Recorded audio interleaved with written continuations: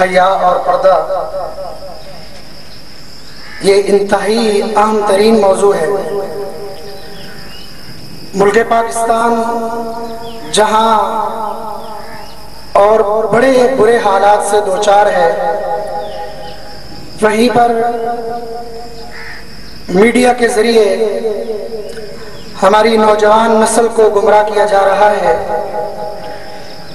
اور یہ بے حیائی کا طوفان چوکوں چوراہوں سے ہوتا ہوا ہمارے گھروں میں داخل ہو چکا ہے، اور ہمارے گھروں سے بڑھ کر ہمارے بیڈ رومز کے اندر آ چکا ہے۔ اور آج ضرورت ہے اس بات کی کہ اپنی نوجوان نسل کو اس بے حیائی کے طوفان سے روکیں۔ بلا تاخیر میں گزارش کروں گا جناب ڈاکٹر عبد الرحمن حنیف صاحب سے کہ وہ آئیں اور سامعین سے مخاطب ہوں۔ علی من لا نبی بعدہ، اما بعد، اعوذ باللہ من الشیطان الرجیم، بسم اللہ الرحمن الرحیم، یا ایہا الذین آمنوا لا تدخلوا بیوتا غیر بیوتکم حتی تستأنسوا وتسلموا علی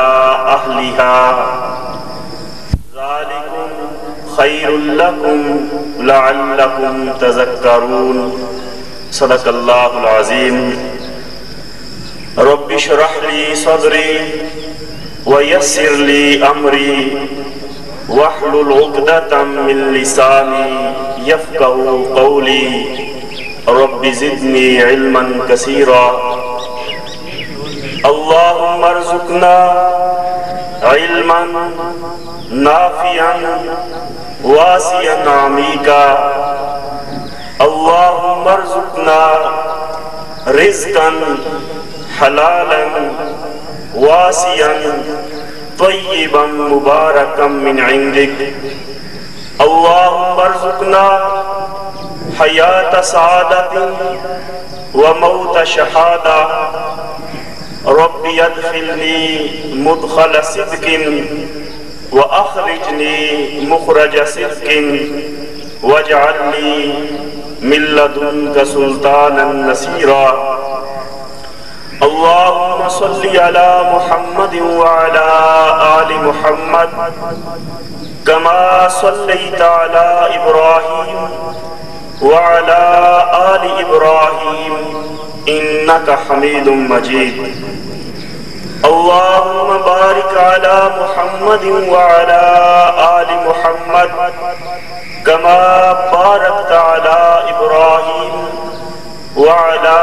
آل ابراہیم انکا حمید مجید۔ انتہائی قابل احترام خواتین اسلام، میری محترم اور عزیز بہنوں، بزرگوں اور دوستوں،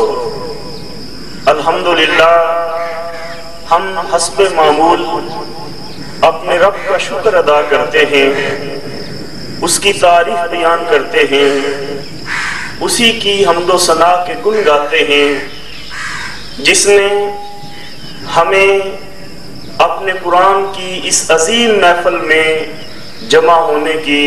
توفیق اور سعادت عطا فرمائی۔ یقیناً اللہ کی توفیق کے بغیر انسان کچھ بھی نہیں کر سکتا۔ یہ اسی کا فضل اور اسی کی توفیق اور اسی کا احسان ہوتا ہے جب وہ اپنے بندوں کو اپنے در پہ بلا لیتا ہے اور اپنے قرآن کے ساتھ ان کے تعلق کو جوڑ دیتا ہے۔ نبی اکرم صلی اللہ علیہ وسلم نے ارشاد فرمایا، من یرید اللہ بہ خیرا یفقہہ فی الدین، کہ جس شخص کے ساتھ اللہ بھلائی کا ارادہ فرما لیتے ہیں اسے اپنے دین کا فہم اور اپنے دین کی سمجھ عطا فرما دیتے ہیں۔ ہم سب کا قرآن کی اس عظیم محفل میں جمع ہونا، اس کا مطلب یہ ہے کہ ہمارے رب نے ہمارے ساتھ بھلائی کا ارادہ کر لیا ہے، تبھی تو اپنی محفل میں بلایا ہے، تبھی تو اپنے قرآن کی مجلس میں بلایا ہے۔ اس بات پر ہم اپنے رب کا جتنا بھی شکر ادا کریں وہ کم ہے۔ آج زیر درس آیات حیا اور پردہ سے متعلق ہیں۔ ہمارے آقا و مولا نبی اکرم صلی اللہ علیہ وسلم نے جو مقدس تعلیمات دنیا والوں کو دیں، ان میں ایک بڑی اہم تعلیم حیا اور پردہ ہے۔ ویسے تو میرے آقا کے دنیا والوں پر اتنے احسانات ہیں کہ ہم ان احسانات کو گننا شروع کریں تو شاید گن بھی نہ سکیں، لیکن جو معاشرتی آداب نبی رحمت صلی اللہ علیہ وسلم نے بیان فرمائے، اور بالخصوص ان میں جو حیا اور پردے کی تعلیم ہمارے آقا نے دی، اگر ہم اس تعلیم کو اپنا لیں تو ہمارا یہ معاشرہ غیرت والا معاشرہ، ہمارا یہ معاشرہ انتہائی باوقار معاشرہ، صالح معاشرہ اور ایک پر اعتماد معاشرہ بن جائے۔ اور جب انسان حیا کو چھوڑ دیتا ہے تو میرے آقا نے فرمایا کہ جب حیا ختم ہو جائے تو پھر انسان جو چاہے کرے، گویا اس میں اور جانور میں کوئی فرق نہیں رہتا ہے۔ انسان اور جانور کو جو چیز ایک دوسرے سے الگ اور ممتاز کرتی ہے وہ یہی حیا ہے۔ جانوروں میں حیا نہیں ہے، انسان کو اللہ نے حیا کی نعمت سے نوازا ہے، اور اگر انسان بھی اس نعمت کو فراموش کر دے، انسان بھی اگر حیا کی پٹڑی سے اتر جائے، اس میں اور جانوروں میں پھر کوئی فرق نہیں رہتا ہے۔ زیر درس آیات میں جہاں اللہ رب العالمین نے خواتین اسلام کو پردے کی تلقین فرمائی، وہیں مومن مردوں کو یہ حکم دیا کہ اپنی نظروں کو نیچا رکھو اور اپنی عفت و عصمت کی حفاظت کرو، حیا کی راہ پر چلو۔ اور اس سے پہلے جو چند آیات ہیں ان میں اللہ نے معاشرتی آداب سکھلائے، چادر اور چار دیواری کے آداب سکھلائے، چار دیواری کے تحفظ کی بات کی کہ جب بھی اپنے گھروں کے سوا دوسرے کے گھروں میں جاؤ تو اجازت لے کر گیا کرو، بغیر اجازت داخل نہ ہوا کرو۔ گھر والوں پر سلام کرتے ہوئے گھروں میں داخل ہوا کرو، کسی کی غیر موجودگی میں گھروں میں داخل نہ ہوا کرو، کسی کے آرام اور مصروفیت کے اوقات میں ان کے گھروں میں نہ گیا کرو، اور اگر اس صورت میں چلے جاؤ اور وہ تمہیں ملنے سے انکار کر دیں تو اسے محسوس نہ کیا کرو، بلکہ واپس لوٹ آیا کرو کہ یہی بہتر طریقے ہیں۔ یہ جو آپ کو سلیبس کی کاپیاں دی گئی ہیں، اس کے صفحہ نمبر 11 کو اپنے سامنے کھول کر رکھیں۔ فرمایا اعوذ باللہ من الشیطان الرجیم بسم اللہ الرحمن الرحیم یا ایہا الذین آمنوا لا تدخلوا بیوتا غیر بیوتکم حتی تستأنسوا وتسلموا علی اہلها ذالکم خیر لکم لعلکم تذکرون فَإِن لَّمْ تَجِدُوا فِيهَا أَحَدًا فَلَا تَدْخُلُوهَا حَتَّى يُؤْذَنَ لَكُمْ وَإِن قِيلَ لَكُمُ ارْجِعُوا فَارْجِعُوا هُوَ أَزْكَىٰ لَكُمْ وَاللَّهُ بِمَا تَعْمَلُونَ عَلِيمٌ لَيْسَ عَلَيْكُمْ جُنَاحٌ أَن تَدْخُلُوا بُيُوتًا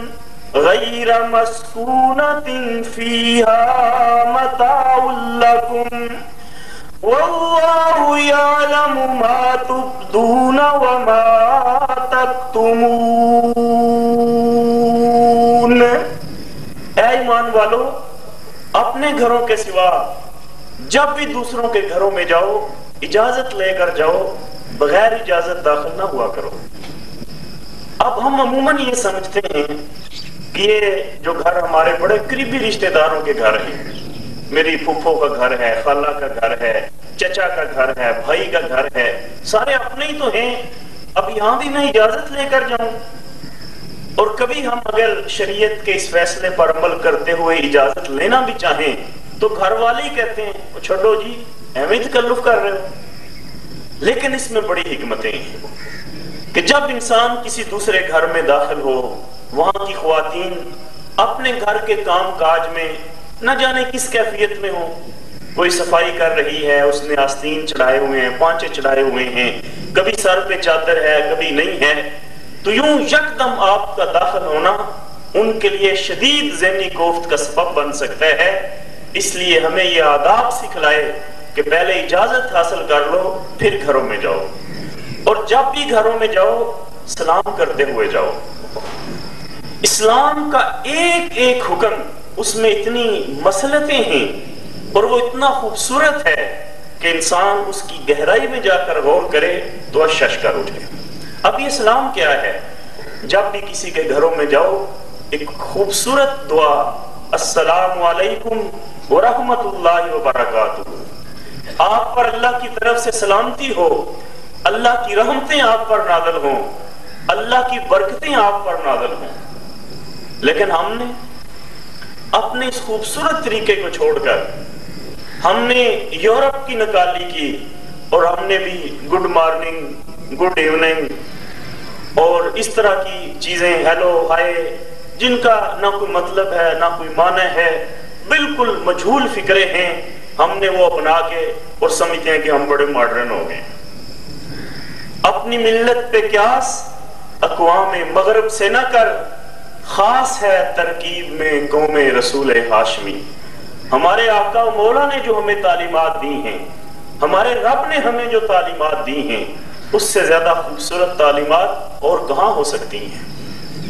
میرے آقا نے فرمایا علمنی ربی فاحسن تعلیمی وادبنی ربی فاحسن تادیبی، میرے رب نے مجھے وہ علوم سکھائے ہیں اور وہ معاشرتی آداب سکھلائے ہیں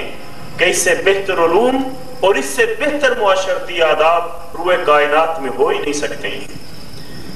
اور یہی پاکیزہ طریقہ ہے۔ اور پھر فرمایا فَإِن لَّمْ تَجِدُوا فِيهَا أَحَدًا فَلَا تَدْخُلُوهَا حَتَّى يُؤْذَنَ لَكُمْ، کسی کی غیر موجودگی میں ان کے گھروں میں نہ جاؤ۔ اب دیکھیں اس میں بھی کتنی حکمت ہے، کتنی حکمتیں ہیں۔ آپ کسی کی غیر موجودگی میں ان کے گھر گئے، خدا نہ خواستہ ان کا کوئی نقصان ہوا، کسی اور ذریعے سے ہوا، ان کے سارے شکوک و شبہات وہ آپ ہی کی طرف جائیں گے۔ اور پھر فرمایا اگر مصروفیت کے اوقات میں کسی کے گھر چلے جاؤ، وہ شخص مصروف ہو، اپنے کام کاج میں لگا ہوا ہو، آرام کر رہا ہو، اس کی اپنی گھریلو زندگی ہے، ازدواجی زندگی ہے، عائلی زندگی ہے، اور وہ آپ کو ملنے سے معذرت کر لے تو اس کی معذرت قبول کر لیا کرو، محسوس نہ کیا کرو کہ دیکھیں جی ہم تو اتنا وقت نکال کے اس کو ملنے اس کے گھر پہنچے، اب وہ نواب کا پتر اتنا بڑا ہو گیا کہ ملتا ہی نہیں، اس کے پاس 4 پیسے کیا زیادہ آ گئے ہیں، نوکری کیا اچھی مل گئی ہے، اب وہ ہمیں کچھ سمجھتا ہی نہیں ہے۔ یہ تبصرے کرنے کی بجائے یہ سوچو کہ میں ہی غلط وقت میں پہنچ گیا ہوں، اس کی مجبوریوں کو بھی ملحوظ خاطر رکھو۔ اور پھر فرمایا وہ جگہ جو عوامی مقامات ہیں، پبلک مقامات ہیں، جہاں خواتین کی رہائش گاہیں نہیں ہیں، وہاں جاتے ہوئے کسی سے اجازت